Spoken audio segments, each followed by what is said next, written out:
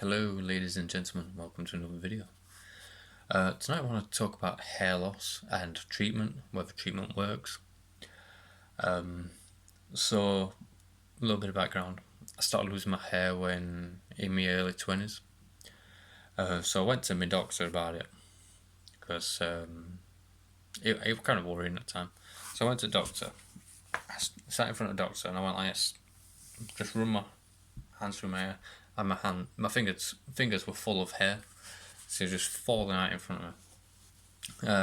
This was about 10 years ago, by the way, and the doctor said, "Oh yeah, probably male pattern baldness." I went early 20s, mate. I think I was 23 at the time, and you go, there ain't much we can do. It just happens because only time I've ever heard or seen anything like that was just hair falling out. It's like from chemotherapy, and it kind of worries you because it's like you're young, stupid, you don't know what's going on. But after a little bit, I kind of accepted it, like most people do. You got no bleeding choice really, and you kind of just get on with it. But what a lot of guys don't talk about is how it actually feels. Looking back at a old photo of me, if I had a picture of me and me now, it look like two completely different people because yeah, I was younger then, didn't have a beard, had hair, obviously different, but it looks like two completely different people. I don't even for a long time after my hair started falling, I didn't even like looking in the mirror. It's some kind of body dysmorphia where you just don't like how you look and you always try to improve yourself, but you can't really improve yourself if your hair's falling out and there's nothing you can do about it. And your hair, to be honest, is a large piece of your face. And when it comes to like attractiveness, there are plenty of women who don't date guys who don't have hair, so it's kind of like a disadvantage. A prejudice one maybe, or a preference. Each to their own. I don't really give a monkeys. You don't want to judge me on something I can't help. It says more about you than it does me, really. But yeah, after a while, it's been 10 years now, since about 10 years since that happened. Started. I was talking about it a couple of weeks ago to whoever, and as Facebook likes to listen in, all my news feeds on Facebook, hair treatment, hair treatment. So subscribe to this crap and subscribe to that crap. Get the latest hair treatment. So I thought, as it's been 10 years,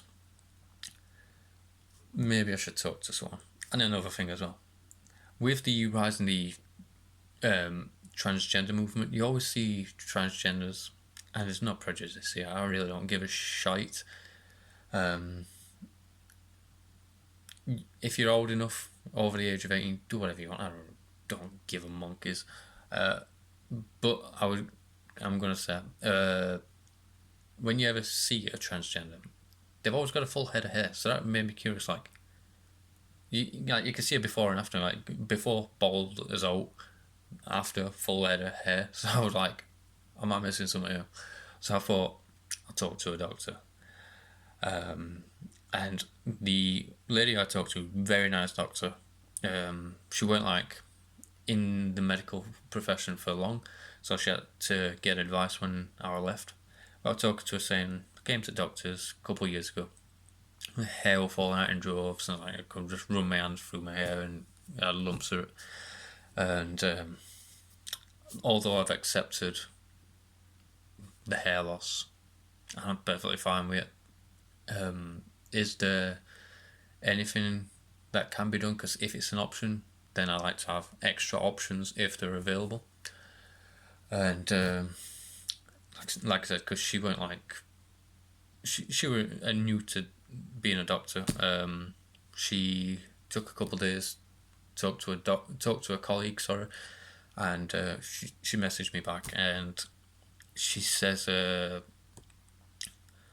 although treatments catching it early on, like prevention is key. Treatment for it really, it doesn't exist. You could take foam that you rub on your scalp a couple times a day, but if you stop taking the foam that stimulates the scalp, it'll fall out again. If you have the implant where it's like plugs of hair, they just fall out after a bit. Oh, excuse me. And if you have there's a surgical option where they get like a breast implant, a silicone implant, and they slice the back of your head open, put the silicone implant under your scalp, and sew it up.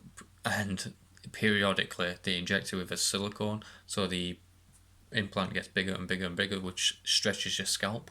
And when it gets to a certain length, what they do is they cut it back out, and the excess skin they take from the back of your head and put it on the front of your head. So at the back of your head, you'll have a big scar, and at the front of your head, you'll have a scar about where your hairline would be. So they have to create you a new hairline. Now I let my hair grow out a little bit just so I could show you like the difference. I'm really not embarrassed about it anymore. It happens, whatever. But yeah, she says all these things, they're temporary. They start falling out after a couple months, maybe a year or so. And although medicines come in leaps and bounds, there's no real treatment for hair loss and getting it back. She said I could go private, talk to more professionals, but she advised me not to waste my money essentially. So I just want to say, don't be fooled by all these things popping up on Facebook, YouTube, whatever, because let's face it, they all listen in on you. It's wrong of them to do so, especially when you have kids around. They shouldn't be listening into your conversations. They shouldn't be listening into your private life. It's weird. If I did that to you'd have me arrested, and these companies shouldn't be doing that. They should not be. They should essentially not have the capabilities that the Secret Service and the FBI, CIA, CID, whatever, all have. These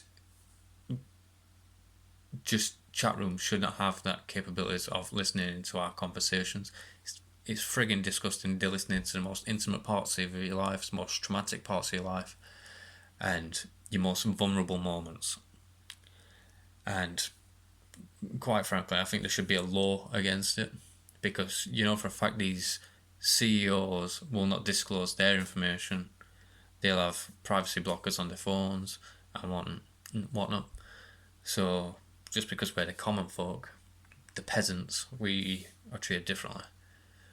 There definitely should be a law against it, my personal opinion, because if your child has a mobile phone, they're doing the exact same thing to it, as long as they can enable the microphone. So if you're making a video, you want to enable the microphone, you've just given them permission to listen in on your conversations. And that goes for more stuff. So anyway, back to the hair thing. Quick story short, there's nothing that can be done. Won't waste your time on it. Although it is truly heartbreaking that we've got to accept it. Guys get told to man up, shut up about it, get on with your life, whatnot. And yeah, I guess there's no other option other than to just do that. So yeah, if a revolutionary thing does come out, I'll tell you. I'd love to know what Jimmy Carr uses. Might be a wig. Yeah, seems to work for him for some reason. Jimmy Carr's got a new hairline. If you look at Steven Seagal, his looks drawn on every morning. But in his early movies, he had a receding hairline, and now, however old he is, 300, whatever, he's got a new hairline. Who else? Oh, there's loads of celebrities who just seem to have these receipts. Gordon Ramsay were one of them. Yeah, I'm not hating on them. I mean, Steven Seagal a little bit because that guy's just an epic failure. Whatever. Getting back to it, there's nothing that can be done.